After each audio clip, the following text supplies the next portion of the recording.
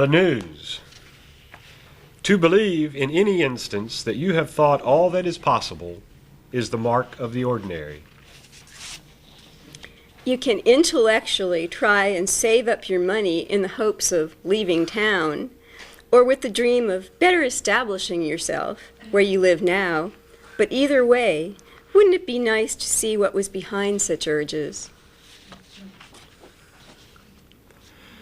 Since the intellectual world is all made up, invented, and illusionary, and it is now of extreme importance, what else can men do but take it deadly serious? Men despise jackals and vultures in that they physically depict plagiarism.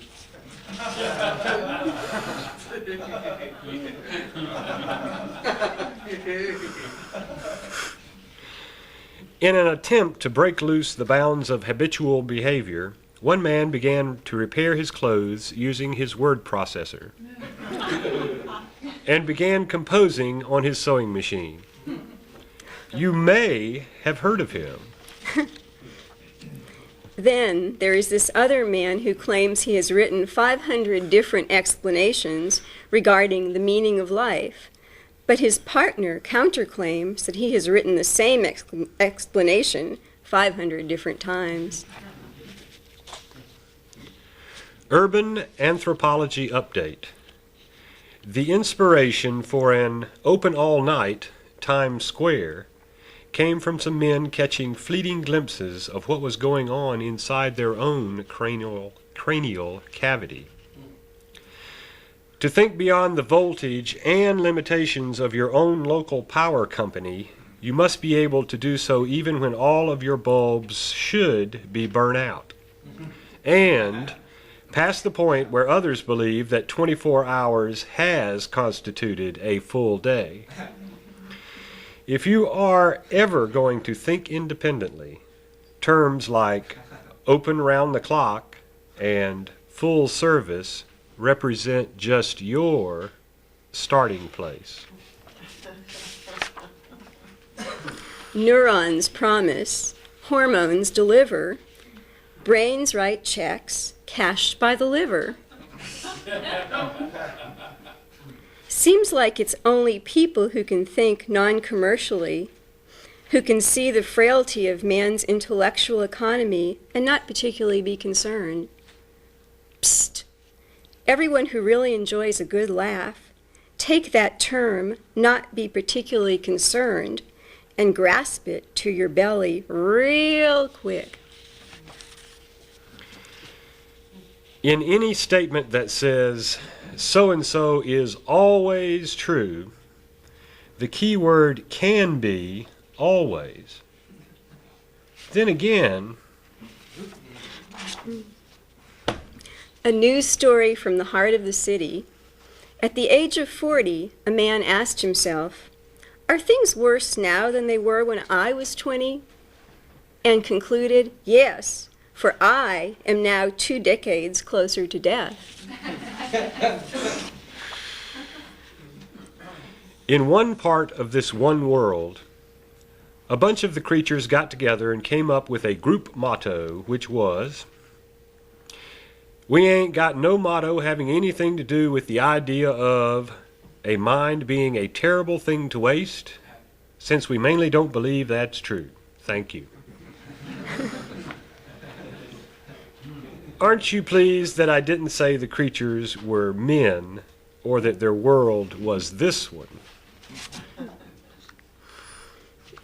After life has told everyone to climb that tree, their hobby can then become a lifetime of discussing and debating just which tree was being referred to. Men developed the pleasures of conversation shortly after they discovered it was more fun in bed with someone than alone. Precept: everything begots everything else around these parts. And now to our definitions desk. Neurons, the world's first house painters and interior decorators.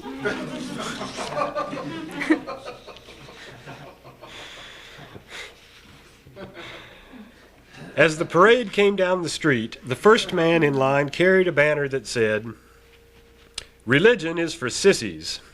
The second man in line was waving one which declared, "Those who attack religion are simply frightened." And the third man in line, who was the first man's brother, hoisted a pennant that read, "But I meant religion metaphorically." And the fourth man in line, who was the second man's brother, had his own flag which stated, "Okay, metaphors are for sissies." And just then the first man tripped and fell. Plagiarists can afford to offer forceful introductions to their works.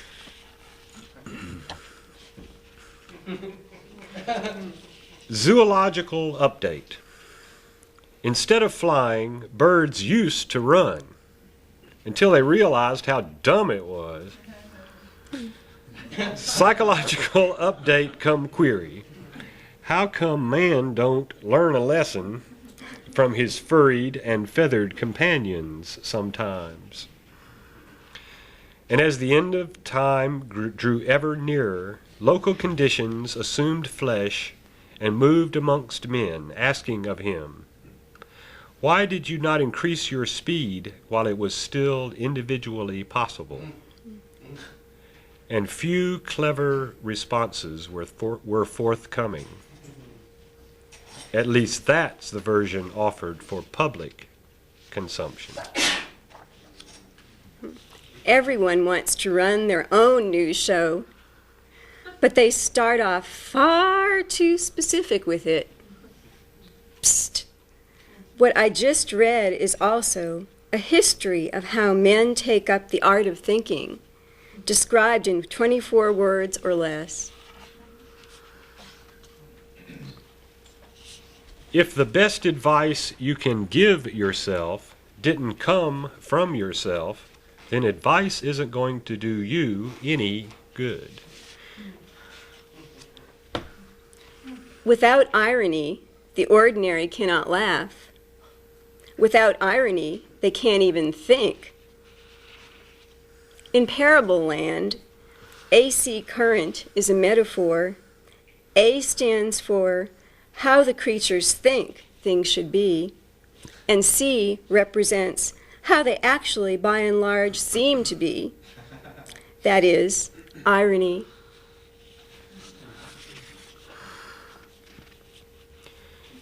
Two parts were talking, and one of them said, "Hormones sure do have a long memory." And the other part replied, "Boy, that's for sure. And as far as I can tell, also indiscriminate as hell." No need for the ordinary to strain themselves. What they're going to think, life's already chewed up for them. Creation myth update. When man was created, he alone was given a thumb that could think for itself, a brain that could speak, and a nervous system that could really get nervous.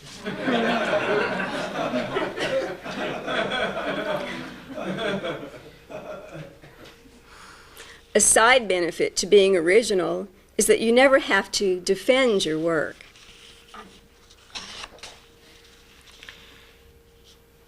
A definition revisited, and then some. Neurons, the world's first house painters and interior decorators. Addition. Blank walls ain't for sissies. A history of Western showbiz. The Garden of Eden was the original Schubert's theater and the paradigm for all that followed.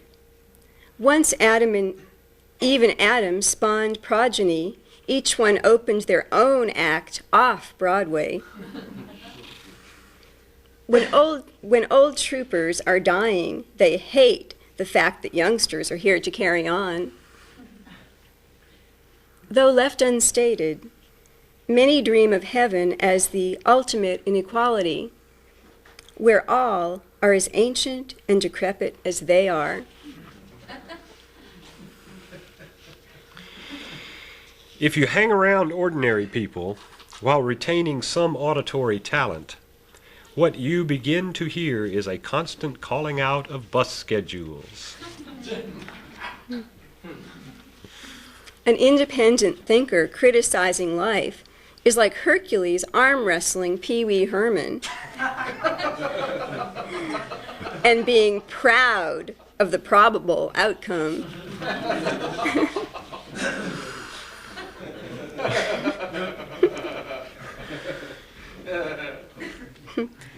Though in other respects he seems quite rational, one man was damn near fanatical in his avoidance of the past.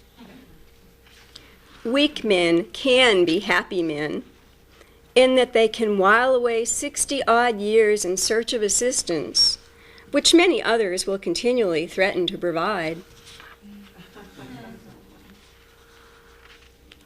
Although it's been so long ago now that almost everyone has forgotten about it, the very first laugh man ever had on this planet was when life slipped in on him the urge for self-improvement.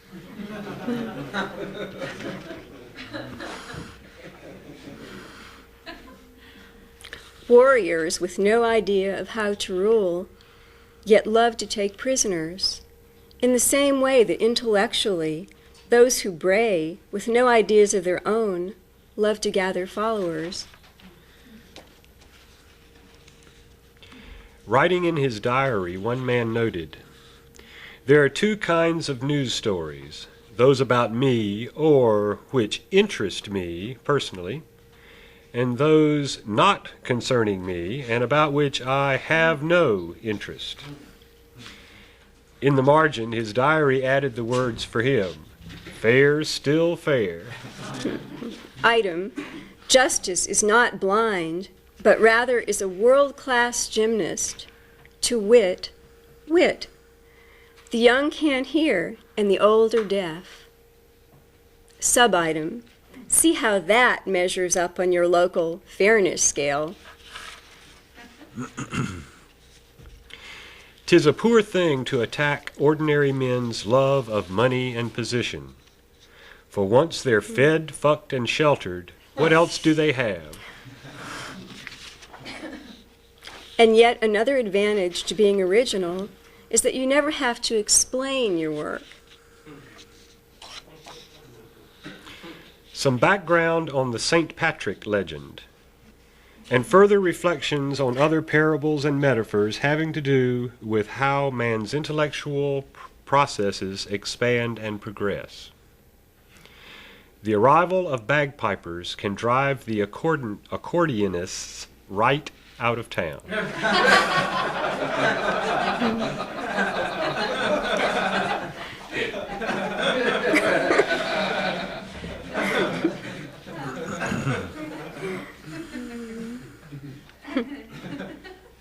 To himself, one man thought, I guess if you didn't want to have to think about it too much, you could just go ahead and conclude that thinking for yourself is no more than being broad-minded.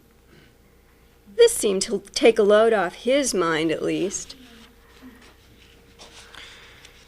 And now for an item from our How About That desk.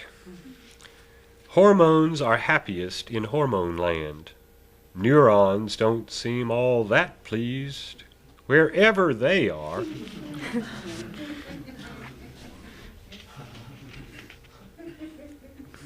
God, ordinary men's concept of a spittoon far too nice to ever spit back.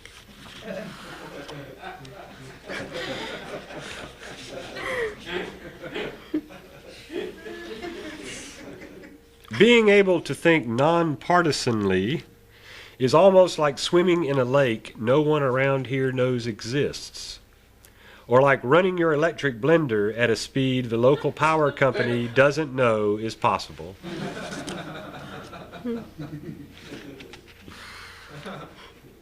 A man talking, who can only make his point by using himself as an example, isn't talking about anything he understands. Another test you can perform at home. Ask yourself, would you prefer to be sensitive, delicate, or be helped out throughout eternity? Psst. If you're the type to take this test, then just stay at home anyway.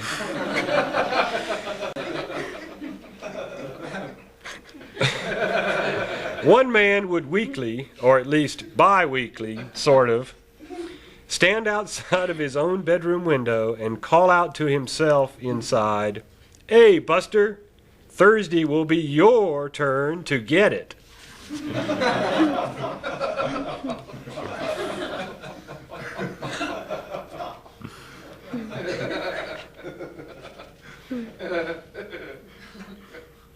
We would like to point out something regarding two items covered earlier this broadcast, specifically those which said, a side benefit to being original is that you never have to defend your work, and yet another advantage to being original is that you never have to explain your work.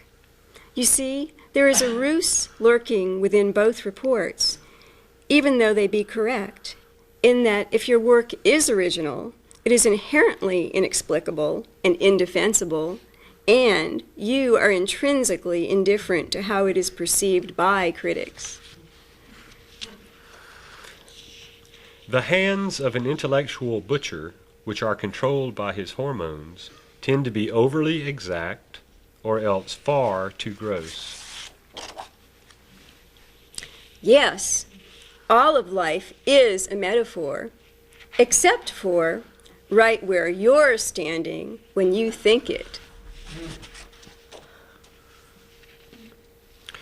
Though unbeknownst to ordinary minds, men fear encroaching mental rigidity more than they do physical death, which is why they seem to fear death much more. Okay, Elwood, hold that one up here real close to our just and equitable chart. In certain latitudes on this planet, having a small mind can cause you to physically swell up. And yes, there is a cure, but you're going to have to beg to get it out of me. To anyone who can think for themselves, all advice is insulting. Ordinary men believe that actual extraordinary thinking, far, far beyond any call of duty, would be to stand on a two-way street and look to the left, and great God Almighty, tie brother to the barn, can you believe it? And then, oh sweet Jesus, I can hardly believe it. And then, look to the right. Oh, pardon me, but I think I'm going to have to go lay down and recoup. Yes, friends, another fine example of what it might actually be like to think for yourself.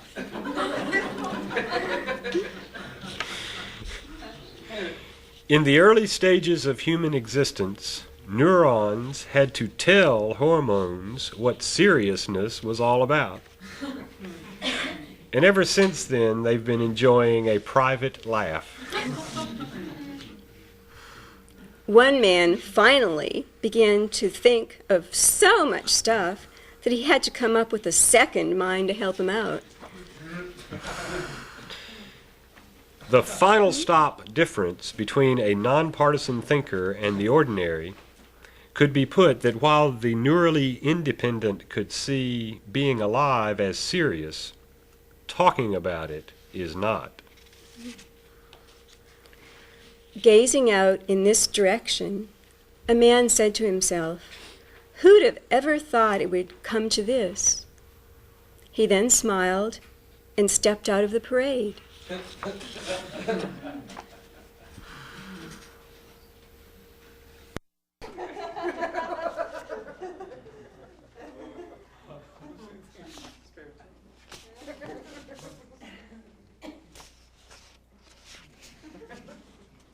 Where's 53? Oh. Okay.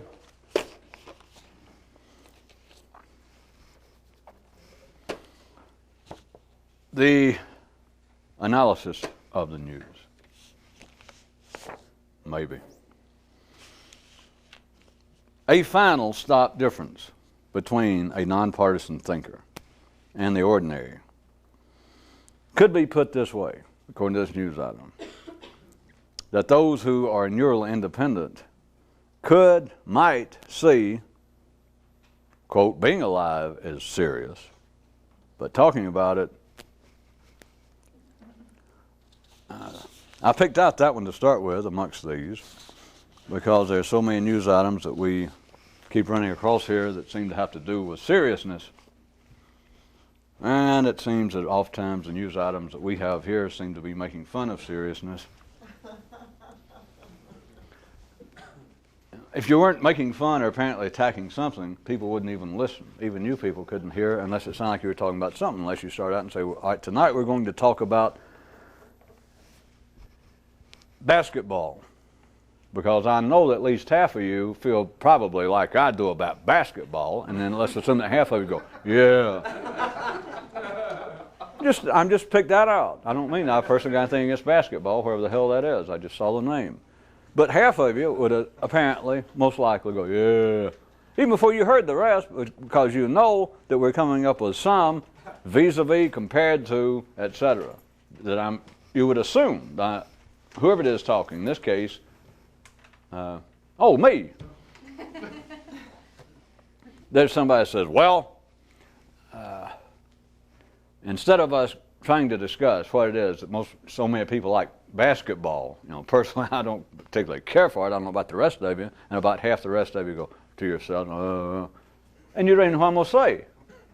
But you assume that's the way that life is wired up through the human nervous system at this end, that I'm going to say something after that, such as, so tonight we will be discussing the growing phenomenon, at least in the Western world, of lacrosse. And if not that, the growing influence of neo-60 clothing fashions. Or we're going to, instead of discuss basketball again, we're going to take up the idea of whether fins will ever come back on American cars. You understand it? The point of all this being, you would assume it's going to be something within the same, should I say genre? Nah, same category, same field, such as instead of basketball, we'll tonight be discussing the growing metaphorical, if not literal, importance of lacrosse and field hockey. You would assume something like that. And if not that, the half of you went, yeah, I don't hear about that. Then if it wasn't that, it could be something completely far in the field. That's why I was just stretching for where the fins return on American automobiles or where the bell bottoms come back on the well-dressed. It's that there apparently has to be some sort of tension or your ears will not even listen, much less you have any interest. So, the writers here, the news as it's been reported around these parts, has been taking what I guess you could think would be shots at seriousness. But then you could ask yourself, you could say, do we have any bell bottoms left at home? Now you might say something that's more germane, since I wouldn't say genre, germane to the subject.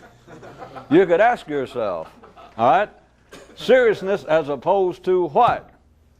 Why is seriousness being picked on? We're only 4 or 5 minutes into the analysis and everyone's already lost.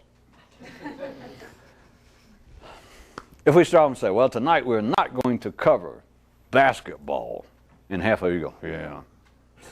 I can say we're not going tonight talk about the religious struggles in the Middle East, because I know most of us are sick of hearing about it, and about half of you go, yeah. We're assuming that half of you are not sick of it. But half of you are sick of it, and we say what we're going to discuss is the economic background that is actually at the heart of these kind of conflicts that now seem to be arising between Muslims and Christians and Muslims and Jews. Instead of discussing, as this seems to be, that we're always taking pot shots at seriousness, then we could say, all right, tonight, instead of just taking pot shots at seriousness, we are going to, and you would wait, yes, yes. And I'm asking you to ask yourself, before I do it, ask yourself, well, just what does seriousness mean and what are we going to discuss as opposed to seriousness? Now,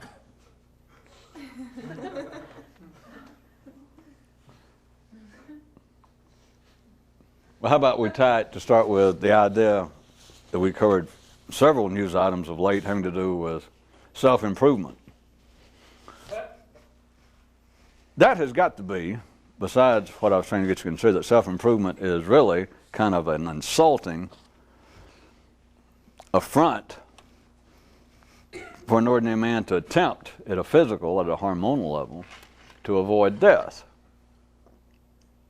What kind of idiot would try that besides most of the world? Now we say try it. Do they actually try it? Well, they say they will. They say they're planning to. They say they did recently. They say it's on their agenda. That's the same sort of people that say on their agenda that would say Germain, though. The next broadcast I think we're going to do in Spanish, for those of you who speak French.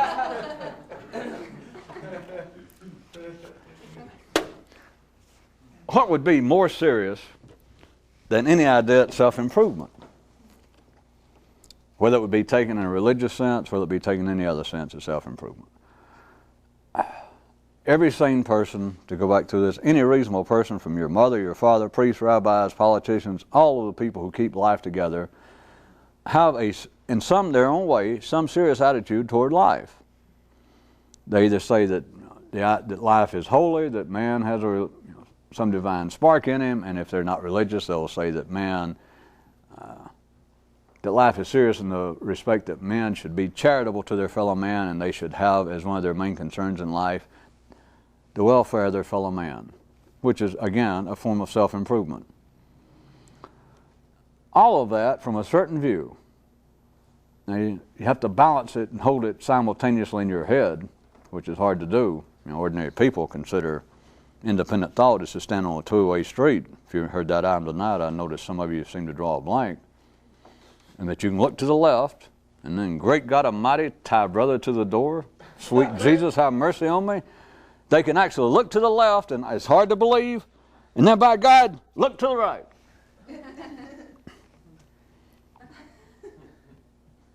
It's nice for people to be lost and then think that they have found the way again, and then be lost again. Having any concern, as they say, even for your fellow man, if you don't think that life is religious. If you don't have a religious view in the sense that life is divine, that it is, if you're civilized, you can be a civilized agnostic, civilized atheist, and say, well, still the point to being civilized and for life to stay together is we must treat our fellow man, and they might want to use other words, but they're saying seriously. Our fellow man is hungry. We have our fellow man, we have people who are attractively challenged. In other words, everyone's hoping there are people in the world uglier than I am.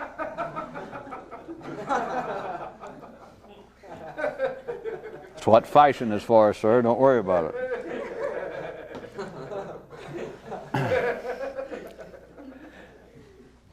But you understand that's serious. We're back to ordinary people now. Ordinary people must take life in general seriously. As part of the subdivisions, there was another item in here that I also noticed didn't seem to fly too well through some people's ears. That was the history of Western show business, as the Garden of Eden was the original Schubert's theater and the paradigm, the model for all that followed. But after Eve and Adam spawned their progeny, after that, each little nipper, me, you, and everybody else, started their own show, hit the boards, but in their own little off-Broadway theater. So everyone has their own, what do they call it, taste, opinions, interest in life. And so when I say that everyone who is sane must take life seriously, they can, without any doubt, to keep things balanced and moving. If you said sports are very important, then large numbers of people go, sports are not important, sports are not serious, it's for the crude, the uneducated. And if you got past that, you could say, they say, well, sports can be of some importance. And you say, especially basketball, and they go, no, especially not basketball. Almost any other. So you've got all the little people after the original Schubert's Theater, the mother of all theaters. After that, everybody opens up off-Broadway. That everybody now has their own little show, their own little act. But in general, it doesn't matter specifically, as I was trying to get you past, is I'm not going to pick anything specifically because there is nothing inherently serious. Of course, as you know, in ordinary life, people would say that that cannot be true. It is not true that, for instance, religion or culture or the arts or education is intrinsically, indigenous, instinctively, inherently, all right, more serious than sports. It's not. But everyone believes, everyone must operate on the basis, if they're sane and part of the middle living class of humanity, that life in general is serious. And that's just a fact. If someone does not take life seriously, again, if you need any urging to see it, if they are at all overt, visible in public in their non-serious attitude, they are shunned and at worst put away. You consider whether people are intellectually defective. I mean, the person may be clinically an imbecile. I mean, here it is, a 30-year-old man, and he got no respect. If he's not actually engaged in criminal activity, which is an extreme form of non-seriousness, then he is engaged in being so disrespectful to ordinary norms as to be intolerable. That you bring up any subject, you try to talk to him, he's literate enough, he can speak a little, but he just has no respect, that is, he has no serious attitude toward anything. And you may or may not, if he was your brother or your brother-in-law, you may or may not need to find a magistrate or a judge somewhere to have the man judicially labeled dangerous, unfit, shaky, and put away. If you don't do that, at least society, those who know him, those people that get around him, other same people, will just simply shun him because they know something is wrong. Life is serious. After all of that, this news item, if you thought all this was based on, as opposed to, back to where this started, this news item was trying to draw sort of a distinction just between us, that said, another way you could look at the distinction between a real thinker, a nonpartisan thinker, and ordinary thinkers is, and you would think, perhaps from everything that's been said, that the punchline was going to be, if it had anything to do with seriousness, that it's only ordinary people that think life is serious, and a real thinker, God, no, it ain't serious. But we've been through that. It has a certain little gaff to it, a ruse, a caper in the midst, not a little fish, a caper in the midst of a solemn news item. Because it doesn't draw just that distinction. It's saying that someone who could think might or could actually take, quote, being alive seriously, but not talking about it. And that's the caper, that's the ruse, that's the gaff. Because you would not get anywhere if you took being alive non-seriously, because if you literally did that, then you would engage, or you'd be free to engage, and very likely would engage in physically detrimental behavior on some sort of schedule. In other words, take up drugs constantly, or be a drunk, starve yourself, be committing minor degrees of suicide every day. In other words, you have got to take being alive in a sense seriously. But this is being alive. That someone who could think could take being alive. And no reason we're going through this could take being alive is after all the shots that we've apparently given to the body of seriousness. Because to begin with, if we hadn't done all that, you could say, well, that's somewhere way past redundant or obvious. It's just ridiculous to say that you should take being alive seriously. You got to. Yeah. So we got to back up a little verbally and say the real thinker could take being alive seriously. Ha ha ha. Which we just want. You got to take being alive seriously just to stay alive. Assuming you won't stay alive. If you don't, you can ignore all this. But if you're trying to stay alive and you figure, well, I'll stick around, you know, suicide's against the law in all parts of every state in the Union and most of Western Europe, suicide is illegal. So, it is. It's not a joke. I don't know why you're laughing.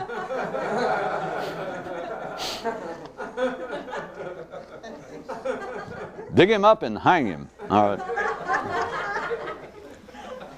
Teach that bastard a lesson. You'll never commit suicide in this state again, sir.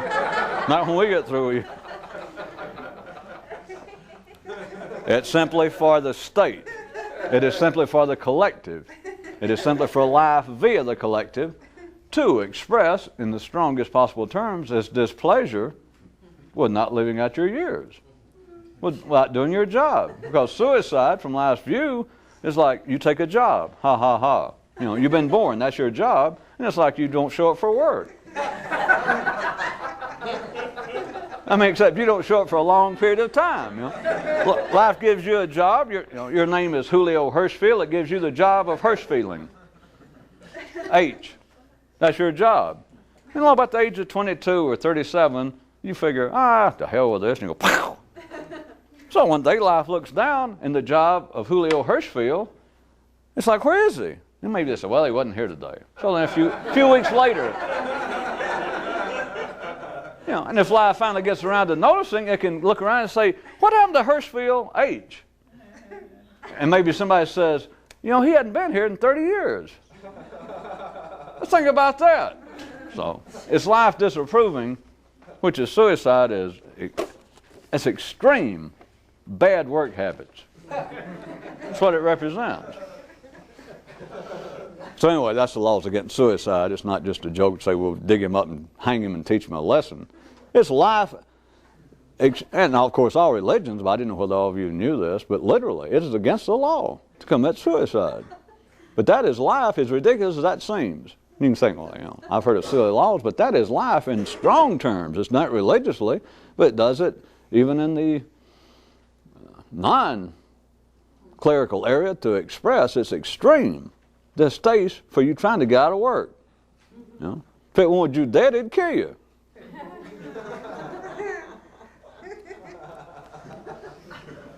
Life knows how to pink slip everybody. You know? So back to that which can seem, in a sense, silly to start with, even on the basis of us having to divide up things and talk about real thinkers and et cetera, to say that even a real thinker could be said that he takes being alive seriously, which all I was trying to get you to see is, if you're planning to live out your days, if you got to know if suicide is not on your agenda tomorrow, immediately, then you're trying to stay alive, and you have to, in a sense, take being alive seriously. To not go out there and get hit by a car, not to drink rat poison, etc. That he could, the real thinker, take being alive seriously, but not talking about it. Now here we get to the big C, the big crunch, the big crux, the big corner, the big crossroads. And perhaps other things that start with C, and some of them I don't want to think about. What is being civilized? I'll give you another definition. We'll like with the definition desk. Being civilized is taking talk about life extremely serious. That's being civilized. Now, there are minor things, I assume, like taking a shower, getting a haircut, not spitting up blood in church, not coming in late at the opera. Because I often wonder, how can they tell? But anyway.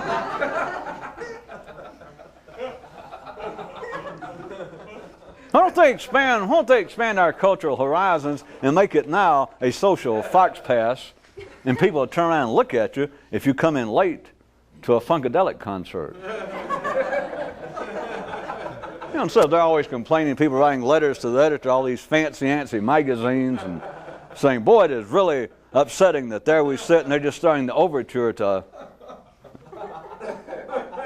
Aida or whatever. And suddenly it's the noise of people coming in late. It says right there on the tickets what time the symphony started, the opera, and here comes people in late, and you hear them shuffling around, excuse me, getting their seat. How shocking, how, why don't they do that at a Wilson Pickett concert? All right. They can call all that signs of being civilized, but I just gave you over there at the definitions desk, which made it official. Being civilized in one great operational sense is taking not life seriously, because you've got to see that is sort of a basement level. That is a foundation. If you don't take being alive seriously, then you're sick already. I mean, you're just a few steps away from your last paycheck. As you're suicidal, life's about to kill you, you don't have a real good job, not in life. Because if you're not taking being alive seriously, what such things as if you're a constant drunk, if you're an alcoholic, they got me saying, if you're a drunk, never mind alcohol, if you're a drunk, your employment with life is shaky. It simply is. So you're not taking being alive seriously. But what is being civilized? One more time, you'll assume that everyone who is sane, by their definition, not ours, but by the sane people's definition, by all those people running ordinary life, by their definition, the sane obviously have got to take being alive seriously. But then really being civilized is more than that. It is talking about it seriously. Now that is being civilized. That is the wellspring of all the arts, culture, education, but of everything, but let's figure out what may be the most obvious. The whole area of culture, that which seems to raise the civilized not only above the animal level, which men, if they can talk, already believe that they're above the animal level. We won't argue that, but to even raise it above just the crudest, above the minimal level of being civilized is culture, because you still have people on this planet that are living in fairly primitive conditions, and they seem to be satisfied in the extent of their culture as maybe tattooing themselves, which is back to the hormonal level. They're using themselves as a canvas, and they paint their head or they may scratch something on the wall. But to rise above that level, to begin to relatively increase your level of being civilized, is culture, the arts. What are the arts and the cultures of all forms? It's talking about being alive seriously. What's all literature? Why do we take so many pot shots around here at fiction? Because it's an extremely excellent example of being civilized. Advertising is. Acting, being an actor, being a shill of any kind, being a spokesman for life. But it's all shills, all spokespersons are serious in what they do. You have to be. Newscasters have to be serious. Oh, they can do a little small funny talk between each other, which is some of the little satire that we do here. Thanks, Bill, great story. But now, the fighting in Bosnia will break your heart today. To be civilized, you have got to take all talk about being alive seriously, even if you disagree with it. If it's people talking about a religion that's not yours, and that you say that religion is ridiculous, or that political system, that economic model is absolutely fallacious and probably detrimental to the well-being of man, blah, blah, blah. You're taking it seriously. You're civilized.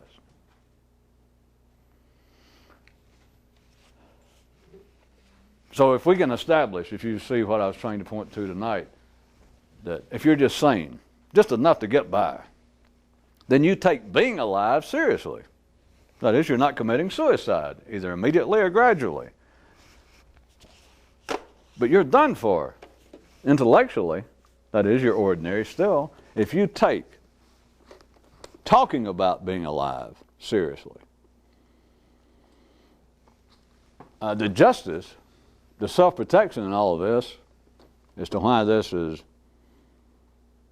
sounds like to many people is being done in another language from another planet, is that the very thing that makes it possible for this to go on, for us to be here, for us to be wearing clothes and not killing each other and having microphones and clothes and everything, people in our past, our ancestors, took talking about being alive seriously, or we would not be sitting here. There'd be no carpet on the floor, there'd be nothing. So, it's the very things that make it serious, the things that they had to take seriously to bring us to this point, and then for a few people to sit around and understand that, boy, what a crock. In a sense, I just had to say that, just to get your attention. To realize that, hey, what I'm trying to do, all of this, that everybody took seriously, that made this possible, that's the very thing that I'm trying to get over. Not overtly, not physically. It's not to say, because that's, again, if you've been catching on, as part of the apparent shots taken at hermits. All forms of mysticism. Occultism is, well, yes, there's something inherently, drastically wrong with ordinary life. Methinketh I will withdraw, as all superior people are wont to do.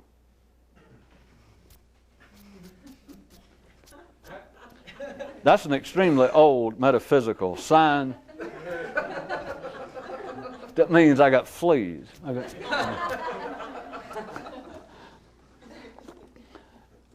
That is a form, it may not do anybody in particular harm, but that is a form of gradual suicide, just in general. Or that is not the point.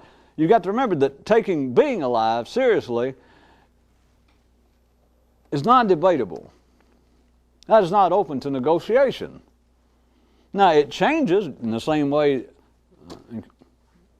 just so I don't stir it up too bad again, some people have to eat more than others. Some people must sleep more than others. But there is a foundation, there is the threshold, there is the bottom floor of taking being alive seriously. That is not open to personal debate, by and large.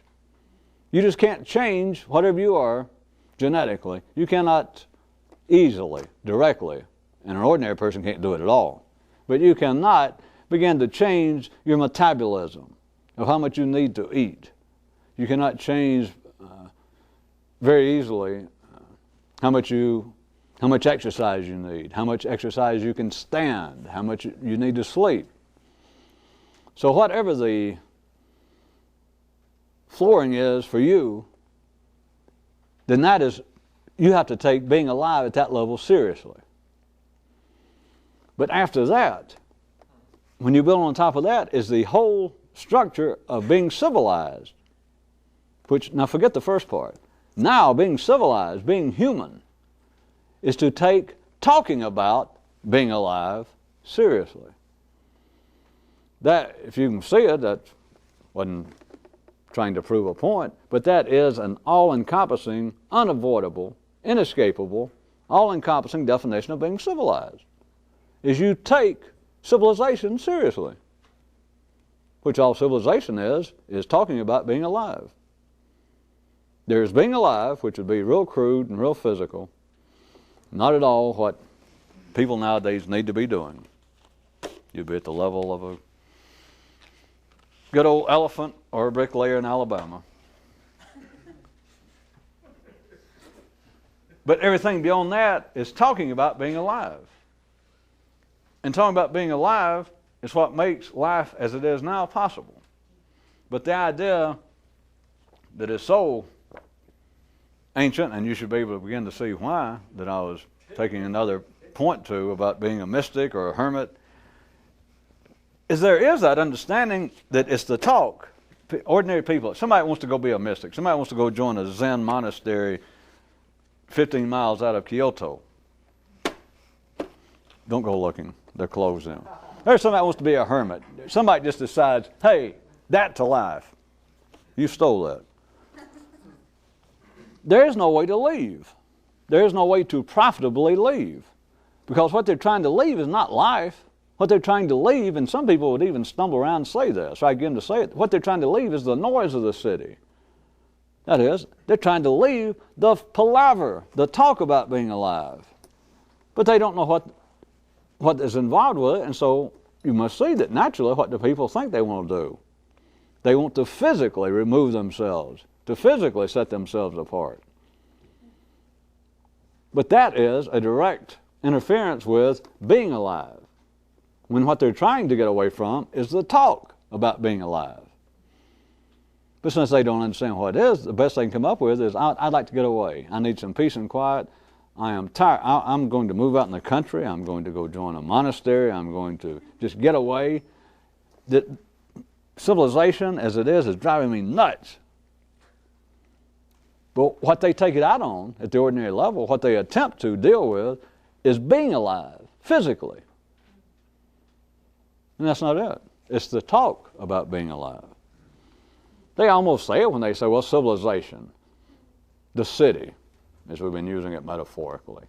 They can say the city, society, in a sense, just drives me nuts. You know, the news, weather reports, just the talk that people do. I'd just like to get away for a few years and try and pull myself together, to find myself, and etc. I mean, that can be a hobby. It may not kill them. They can go off and be a hermit if they want to. It doesn't cost any more.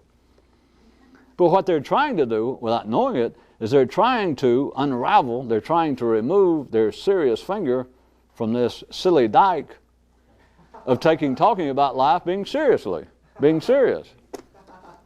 Because that you can do. You're not supposed to, and it has no particular reward.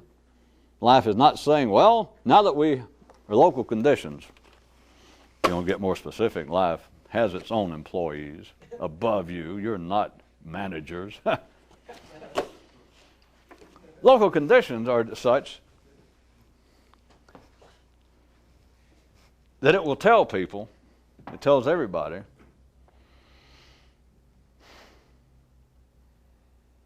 that what we're talking about life is now serious. That we all know that good health is serious, yes. We all know that getting enough sleep is, yes, we know that's serious. We know that having a place to stay and looking after your family is serious, yes, we know all that. But now what's really serious, and then it goes into, at times past perhaps a more importance, apparently it's all the same, was religion. Now it's culture. Now it's education, particularly. Education, we need more education. What is it? It's talking about being alive. That's all it is. Because that's all that civilization is. It's talking about being alive. Now, local conditions is not arranged to offer any sort of reward. It offers no encouragement. Contraire. But it offers no encouragement whatsoever that it tells people, local conditions, says, all right, now let's take planet Earth. Since, most of you are from here, so let's just use planet Earth. Local conditions. Life gets all the people on planet Earth and says, well, we've got all of you now talking about being alive. That is, all of you who can think. If you can think, you can talk. I mean, it's proof. If any of you say, I can think and you can't talk, you're lying. You can work on that one later, but life knows better. You want me to go back and do it slower?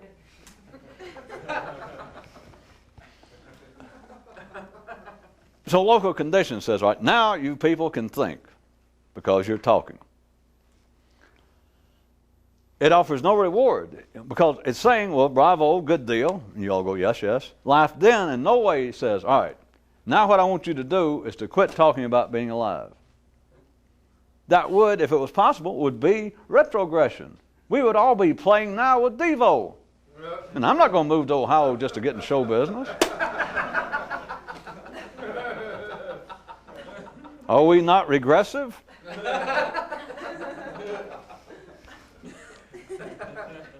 What did I do it again? Do you understand? Life tells everyone, just your own feeling. I know that most of you think life's never talked to you. Pardon me. But here you are civilized. You've made all the effort to get educated, to try and be decent, and pursue some of your artistic skills and this and that. Take a shower and get a haircut. You've done all the things that seem to be decent to try and improve yourself, to try and even make life more enjoyable to you personally. But it's all involved with talking about being alive. And you keep pursuing it. If you try to get an education, if you try to get more education, or if you, for no particular reason, if you just go and start taking courses in something that you think would interest you, all it is additional talking about being alive. Take that as one term. In no way does life come along and say, here's what I want you people to do, much less the whole planet, but even individually. It's for after life has got everybody and says, well, I'm glad to see all you people here on the planet. Everybody goes, oh, yeah. You can all think now. You can all talk. You're all real humans. And everybody goes, yes, yes. And life says, you know, real proud of you. Good job thus far. And everybody goes, good, good, good. And then life says, here's what I want you to do, especially those that you really want to go somewhere, is now I want you to quit talking about being alive. Because literally, that's what people are trying to do through forms of self-improvement. And the more specific and spooky and mystical and that sort they seem to be, the more they're trying to do it. Life does not say that, because if it did, and if men would try it en masse, they would be regressing. You understand? Because the only way that you're there to where life can say, well, look how far we've come now. Look how much better we are off than Buddha and Abraham and Confucius and Stonewall Jackson. Look how far we've come. And you go, yes, yes, yes, yes. You know, onward. All right, here's our next step. The next plateau of development is now we're all going to quit talking about being alive. You are now running as fast as you can backwards. It's just suicidal. So you understand, it is not going to happen. It is not even reasonable. It is certainly not sequential to ordinary minds, and yet that's exactly what I was trying to use last time as a metaphor. As soon as Eve and Adam learned how to talk,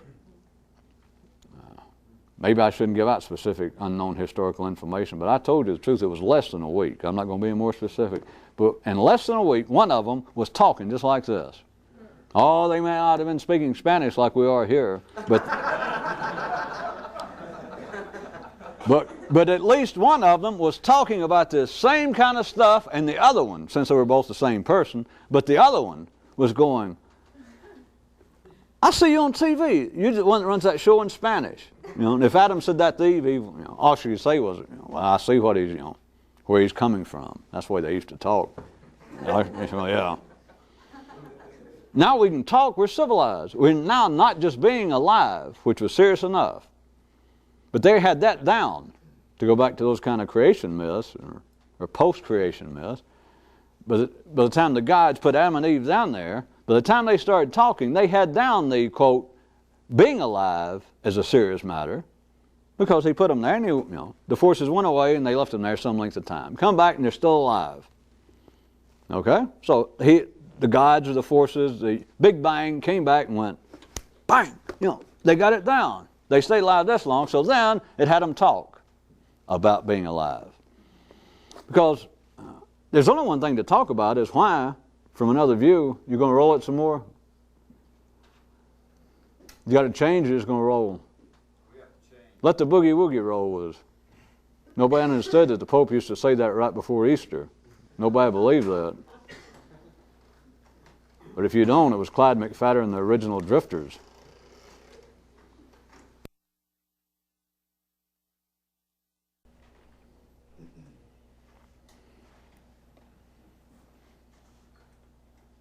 Got all the additional tapes in?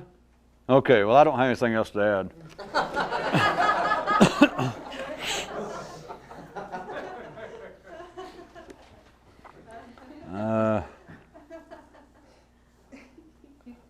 Back to Adam and Eve.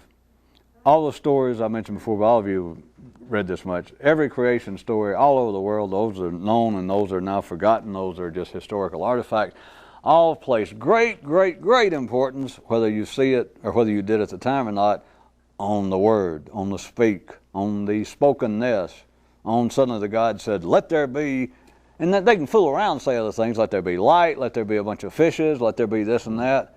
But the important thing was that suddenly voices came out. And the humans, what are they going to do? Ordinary humans, they start hearing voices, that is, they start thinking.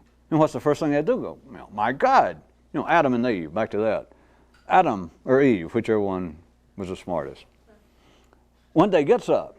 They've been living the life, being alive, and they took it seriously, and they survived. And one day one of them gets up, and they hear voices. What's the choice? They got no background, no literature. They never heard of Freud. They never heard of neurons. They never heard of the intellect. Just one day one of them gets up and hears voices. Of course, the voice is in their damn head, but they look around, and it's either, wait a minute, I'm either going nuts, and there's, not even any Medicaid or anybody to give me a sort of treatment, no Valium. But the thing is, all right, I'm either going nuts or, wait a minute, these voices are not in my head. It's somewhere else. And so Eve looks around at Adam, and he's standing there with his mouth shut. So she realizes it's not him. So what do you have to do? You go, they're invisible creatures. They're spirits. They grasp around, they come up, with gods. And it's all important. The heart of every myth, because it's the heart of all literature, because it's the heart of all society, all civilization, is speech.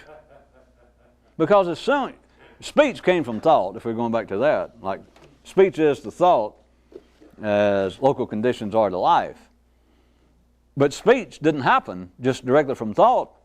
Perhaps Eve would have gone crazy like, wait a minute, what's these voices coming from? And she had to speak. She had to say something. She had to turn around to Adam and say, is that you?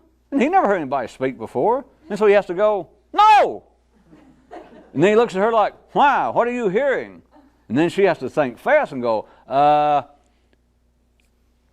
there's somebody here in the garden with us that we can't see, and he's been talking to me.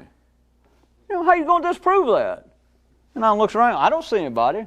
And she says, well, I told you can't see him, but he's talking to me. He says, you're sure you're not going crazy? And she says, no, it's God. So after that, it's like everybody's off and running. It's like they blow the whistle, and lacrosse is finally a sport, and it can't be stopped. Everybody's off and running.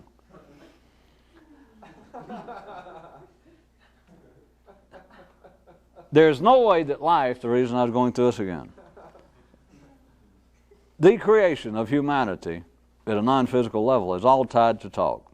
There's no way out. Ordinary minds would have to wrestle with it because this is not to prove anything. They would not see it. They can't see it. In an individual case, it would be suicidal if they can. So they can argue it away. And I can do it as well as you can, surely, but now. Ordinary minds will say, wait a minute, it's not talk. Maybe some talk. But there are exceptions. There are different degrees of talk. Religious people, of course, are going to say religious ideas, religious speech is much more important than, let us say, ball scores. And, of course, sports people who are atheists have got a different attitude. They understand, without knowing it, that speech is very important, and you cannot.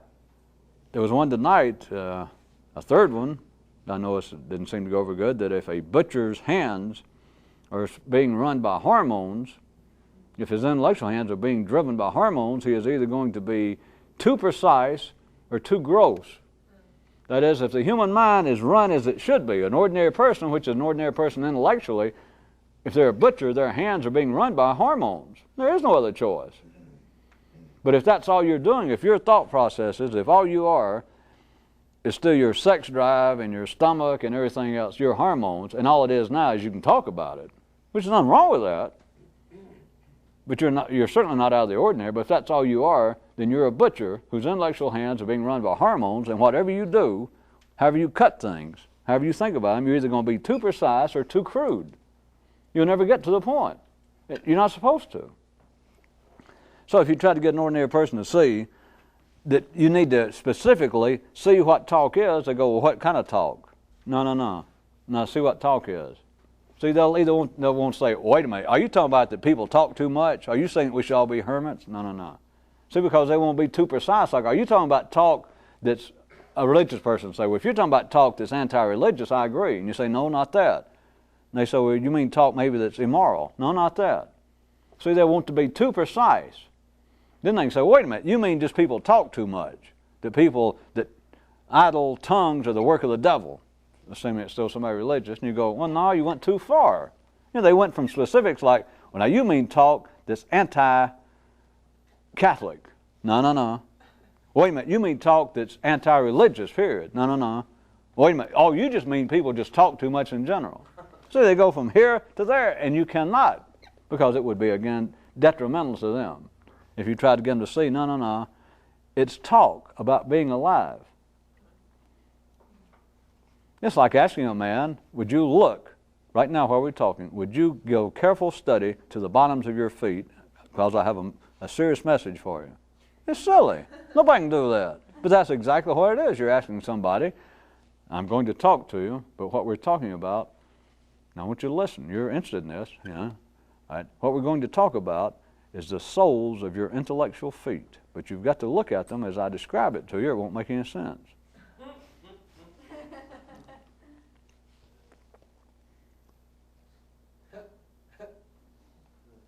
Well, I guess we'll leave it simply. I can make it simple. In what way could your ordinary mind, we're not talking about ordinary people, of course, other than the fact that you need to get some idea of what's going on in life, or you can never get some idea about what life is doing inside of you too. But how would you get an ordinary sane person, just anybody you know, family, friends, rabbi, priest, anybody you, just ordinary people that you've known, what could they make of the fact if you said, listen, all talk is silly? I mean, insofar as it being serious compared to being alive, all talk is silly. All civilization is silly. All decency is ridiculous. What can any ordinary mind do with that? Nothing. I mean, if they take pieces of it, they could run off in all kinds of weird directions. You understand that. You know that. You get somebody go, hey, I agree with you. We ought to burn down all the churches. No, no, no. Hey, I agree with you. We ought to shoot all the politicians. No, no, no, no. See? An ordinary mind cannot do anything with that, because it's not even true to an ordinary mind, because an ordinary mind is based on the seriousness of talking about being alive. But if you want to look at it in that particular way, that is the heart of not being able to think, because you're always thinking. It's always a running judgment of, is what I'm thinking, is this serious, or am I thinking not serious enough about serious matters, or am I thinking seriously about matters that should not be taken seriously, or am I thinking in a non-serious way about matters perhaps that were non-serious that I should be taking seriously, or am I being silly in areas that perhaps other people have been silly and I just got affected subconsciously? It's an intellectual butcher being run at that level for an ordinary mind to think, well, what parts of what I think about should I take seriously? There's nowhere to go with it. And to tell an ordinary mind everything that is talked about in life is silly. It's just a word, but it is certainly not serious.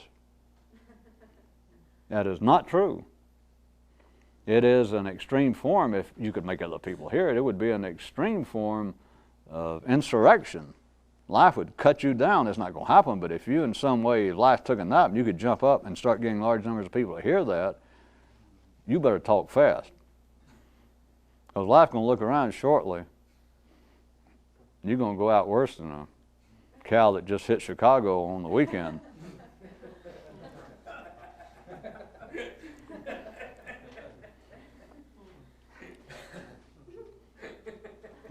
So all of this, once you see it, then I know some of you already do, it lends itself to throwing in descriptions about secretive and, that you have to do this in secret. But then notice throughout the years, then ordinary people that just sort of have a distaste for society and civilization, they get the idea of secret and they go, we'll start a cult. We'll all go off and hide in the woods. We'll have a secret handshake. We'll have a secret word. No, you see, you missed it. You got to do this in secret. Okay, we'll all get together and do it in no, you can't get together and do it in secret. You got to do it in secret. That is, you've got to still apparently outside be a city. That is, outside you have got to, as is reflected by you being sane, you take being alive seriously. Back to certain old ideas. If you're in Rome, you certainly act and move around like an Italian. But inside you laugh. You laugh at the Mediterranean way of life and thinking. And of course, if you lived in France, you would laugh internally at the Gaelic way. It doesn't matter where, except doing this in secret, it's in you. But as always, ordinary minds take the easy way out. We'll all get together, all of us who kind of pissed off at the city life, we'll all get together, give a secret handshake and a secret word, and we'll start a secret group, and we'll start doing secret things together, won't we? Of course, nobody ever says, well, what? Well, secret handshake, we'll have a secret knock to get in the door of the secret place where we meet. They're attempting not to take life seriously, but at the wrong level. At a level that's not going to hurt anything unless they move to Texas and shoot treasure agents and really cause a ruckus. But in general, they don't really do any harm, but they don't do themselves any good. It's only individually, in a sense, that you can actually do it. And it's really, truly, it's a secret, because you don't treat your mother or your family or even strangers, you don't treat them non-seriously on the surface. You don't laugh at your mother. You could have a mother or a father. There could be a priest or a rabbi, for all I know. They could certainly be religious. Chances are they are in some way. Or you could take things that by now you might see, or you might think I'm trying, if you want to blame it on me, that you might think that I keep pointing at, and you think, well, my mother, my father takes that kind of stuff seriously. Well, I know they do. If they had to, you wouldn't be here. You'd be nuts. So all of you have parents, you and the people in other cities. Anybody that ever gets interested in this at any time, your parents, and you don't have to bother me to tell me, I'm sure that some of you had at least one parent that was probably a little weird. But by and large, your parents, your genetic line had to be fairly sane. And it would not be unusual at all, to say the least, for your family to be religious, to take certain things seriously. So it's not the point of you suddenly laughing at your mother or father. No, that's not true. Even a stranger, to carry it a little further. That's not the point. It's only ordinary idiots. It's only people trying to be secretive that go, well, somebody comes up and says, hey, I'm with the sang the Watchtower, or whatever church that is, and here, would you contribute? And you go, listen, I'm too smart to fall for religion. You dumb people riding around on bicycles wearing those cheap suits and bothering me and knocking on my door. And that's the same kind of person that would believe that they're engaged in some kind of secret mystical activity. That it's within their rights to point out the folly of other people, the idiocy of other people. The idiocy of what them talking about life, but not other people, because they're as serious about being alive as you are. It's got nothing to do with charity and humility. It doesn't mean that you... But the secretness of not taking life seriously, or talking about life seriously, is something you do in secret, privately. That is, individual. It's not a bunch of people and a bunch of nuts getting together and saying, well, let's be secret and laugh at everybody else. We'll do it in secret because, they might whip us, or they might arrest us, or they might call the alcohol and tobacco and foreign, and they'll come out here and attack us. So let's all get there in the farm together and we'll laugh at the rest of the world secretively. There's only one way to do it secretively, and that's that you do it privately, that you do it individually. But if you do it individually, then if you understand what I was trying to point to tonight, you're laughing or not talking about life seriously, talking about being alive seriously, but you're not laughing at other people being alive seriously. It's got nothing to do with charity. It's got nothing to do, the same kind of thing comes out religiously and moralistically, saying, well, always respect your fellow man and don't laugh at your fellow man, even if he has mistaken religious beliefs. See, that's back to they got off the wrong track. Any religious belief's a mistaken religious belief. And not just that, any political belief. When I say mistaken, that is, well, it's not serious. You don't believe that, do you? I mean, you don't take that any more serious than you do the hockey scores. Well, yes, I do, and you should have known that. They're civilized, aren't they? They're ordinary. They're alive. So any of that kind of secretness, anything that a person's doing of some kind of great individual, extraordinary effort, it's internally. It's privately. Because you're not laughing, you're not treating other people's being alive non-seriously. You just understand that everybody's talking, including yours, everybody's talking about being alive. To put it in the same universe as the word serious is silly.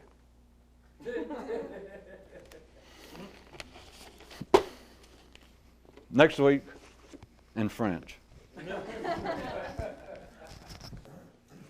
Figure out something faster so I don't have to stop.